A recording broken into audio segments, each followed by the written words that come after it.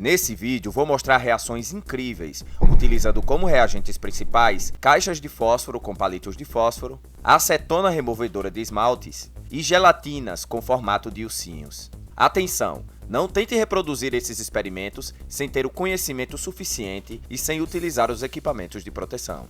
Antes de iniciar os procedimentos, é importante você saber que o fósforo vermelho está na caixa de fósforos. E o que tem na cabeça dos palitos é uma mistura de colas, trisulfeto de antimônio, que é o combustível dos palitos, e o clorato de potássio, que é o agente oxidante, substância capaz de fornecer oxigênio para a combustão do trisulfeto de antimônio. E é o clorato de potássio que vou extrair primeiro, para fazer uma reação extremamente exotérmica depois.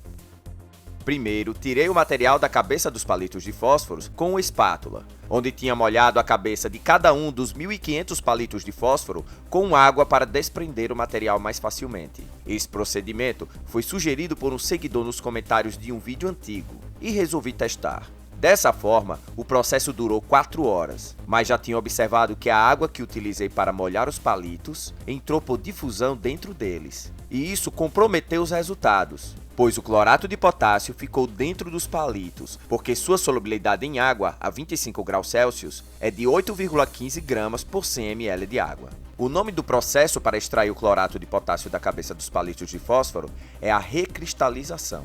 Por isso, deve-se esquentar a menor quantidade possível de água para dissolver ao máximo o clorato de potássio em água. O trisulfeto de antimônio não é solúvel em água e por isso fica fácil de separá-lo do clorato de potássio.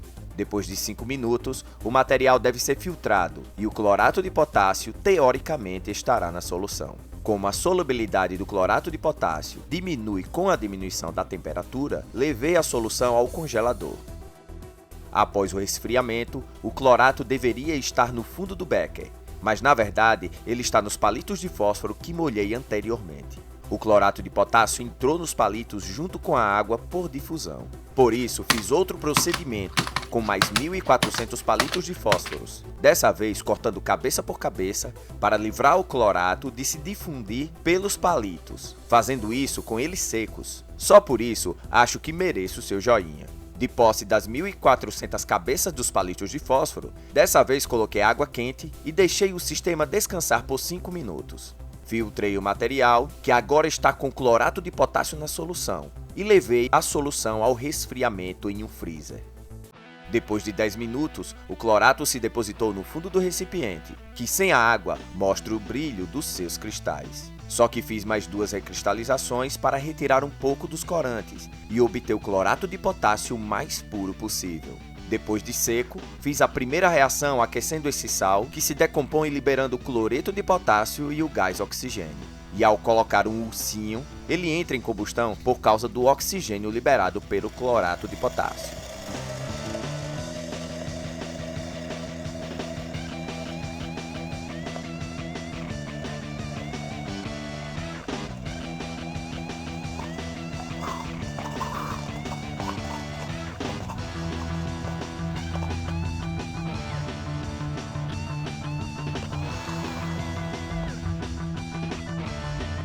Só que não gostei desse primeiro resultado e fiz a reação novamente.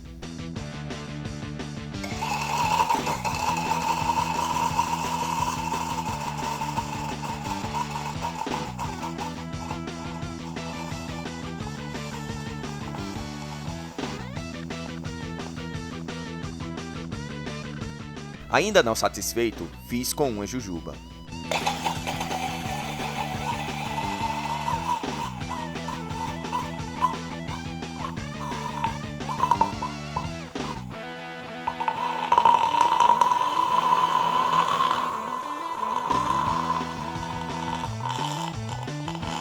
Agora vocês podem dizer qual foi a melhor tentativa para eu postar em um short.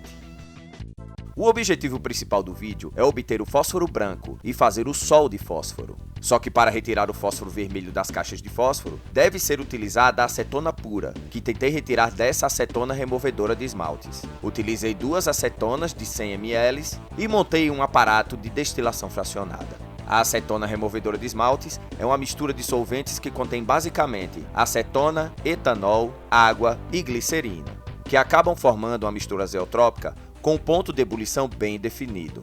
Ao aumentar a temperatura, ele se mantém a cerca de 66 graus Celsius, e a acetona vai saindo primeiro, pois é a substância com menor ponto de ebulição dos componentes. O termômetro é essencial em uma destilação fracionada, pois quando a temperatura começa a subir acima do ponto de ebulição da mistura zeotrópica, é a hora de coletar o material.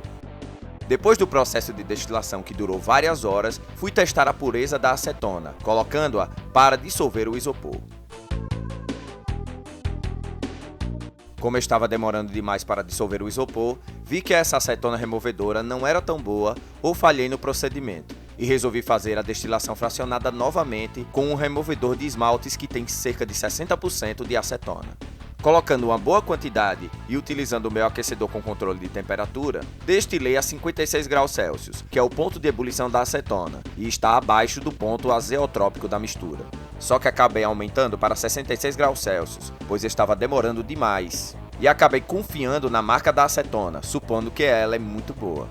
Quando vi que tinha uma quantidade suficiente de acetona para fazer o que eu queria, retirei o balão e testei um pouco dela com o isopor.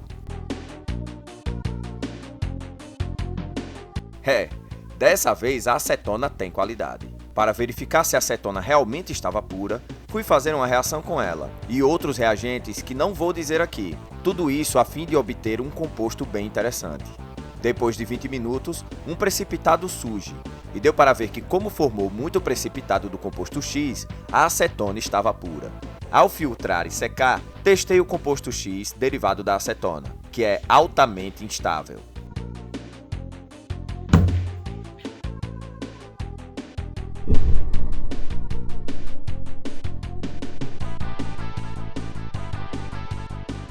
Sabendo da pureza da acetona, acabei utilizando ela para retirar o fósforo vermelho das caixas de fósforo, pois preciso do fósforo vermelho para fazer os experimentos mais bonitos do vídeo.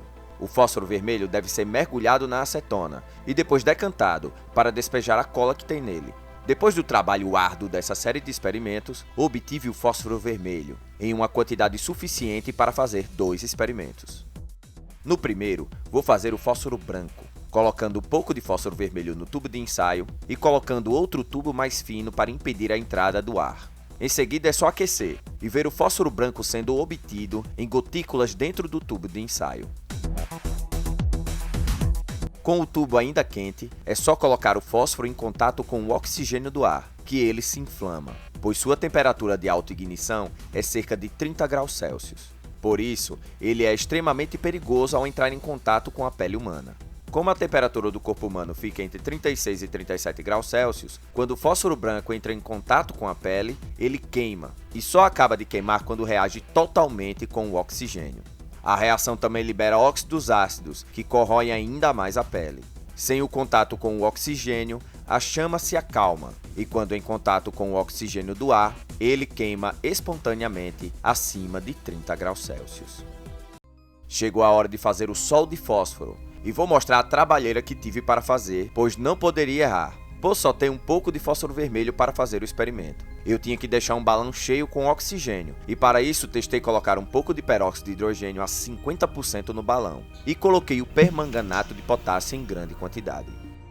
Fiz novamente agora, colocando o permanganato primeiro, e depois adicionei o peróxido de hidrogênio. Observei um grande problema, pois a reação libera o vapor de água junto com o oxigênio, e isso poderia atrapalhar a reação do sol de fósforo. Deixei o vapor de água se acalmar dentro do recipiente e adicionei um palito, só que vi que o oxigênio ficava limitado, e logo era totalmente gasto dentro do recipiente. Eu tinha que fazer com que a reação liberasse o oxigênio continuamente lá dentro do recipiente e decidi colocar pouco a pouco os flocos de permanganato dentro do recipiente, até porque o produto da reação do permanganato com o peróxido de hidrogênio catalisa a decomposição do próprio peróxido de hidrogênio. E assim fiz. Como vi que tinha conseguido fazer o oxigênio sair continuamente da solução, queimei o fósforo vermelho e fiz a minha primeira e última tentativa de fazer esse experimento.